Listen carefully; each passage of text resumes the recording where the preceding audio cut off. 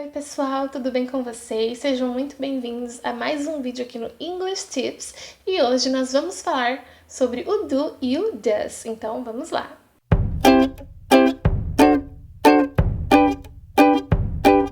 Bom, eu tenho certeza que alguma vez você já deve ter ouvido falar a respeito do do e do does, certo? E se você não ouviu também não tem problema, hoje nós vamos explicar como usar o do, para que usar, né?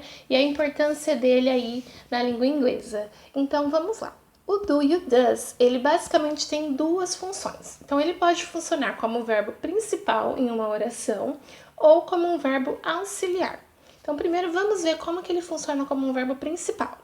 O verbo to do nada mais é do que o verbo fazer, né? Ele significa fazer. E quando o meu sujeito for I, you, we, they, eu vou usar o do. Então fica I do, you do, we do, they do.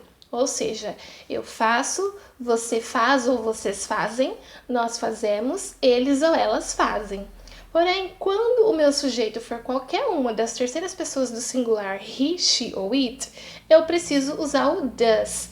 Por que essa modificação? Porque todo verbo precedido do he, she ou it no presente simples, eu preciso acrescentar s ou es dependendo da terminação do verbo, né? Então, essa é uma regra, né? Então, eu jamais posso falar he do ou I does, porque é completamente errado, né? Então, é he does e I do, certo? Então, fica he do, he does, né? She does, it does, ou seja, ele faz, ela faz, ou ele ou ela faz, né? O it eu vou usar para falar de coisas ou animais, certo? Então vamos a alguns exemplos para vocês entenderem melhor.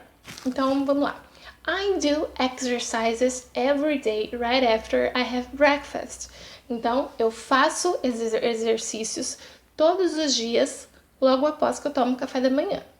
Ou também, can you do me a favor? Você pode me fazer um favor, né? Can you do me a favor? He does his job very well. He does his job very well. Ele faz o trabalho dele muito bem. E um outro exemplo é she does like you. She does like you. Aqui, o does, ele tá mais para enfatizar o verbo to like, que significa fazer. Porque eu poderia simplesmente falar she likes you. Ela gosta de você.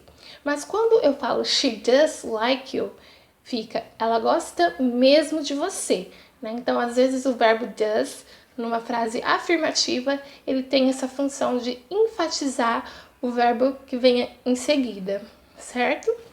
Bom, então, basicamente, esses são os usos, né, do verbo to do como um verbo principal. Agora, como um verbo auxiliar, ele pode funcionar da seguinte maneira. Ele não tem uma tradução, né, assim, ao pé da letra, quando eu uso ele como um verbo auxiliar. O do e o does, ele tá mais ali para auxiliar mesmo na construção de frases na interrogativa ou na negativa. Então, sempre que eu quiser fazer uma pergunta no presente simples, eu vou precisar do do ou do does, dependendo do sujeito que eu for utilizar. Então, qual que é a estrutura? Como que fica? O do ou o does, né, dependendo do sujeito, mais o sujeito, mais o verbo principal, mais o complemento, né? Então, por exemplo, eu posso falar do you like him? Do you like him? Né? Então é o do, o sujeito que é o I, o verbo like, que aqui ele funciona como um verbo principal, mais o complemento, né? Agora eu poderia falar does she want your help? Does she want your help? Ela quer a sua ajuda. Então, como eu usei o sujeito she, eu preciso do does. Então, eu coloco o does, o sujeito she, e o meu verbo principal aqui, que é o verbo to want, que significa querer, eu não preciso acrescentar o S. Por quê? Porque eu já fiz essa modificação, eu já acrescentei o S no meu verbo auxiliar does, né? Então, eu não preciso, nem posso falar does she want your help? Porque ficaria completamente errado. Então, é does she want your help? Então, também tem essa regrinha. Sempre que eu for fazer uma pergunta usando o does, o meu verbo principal perde SS ou ES, dependendo do verbo, certo?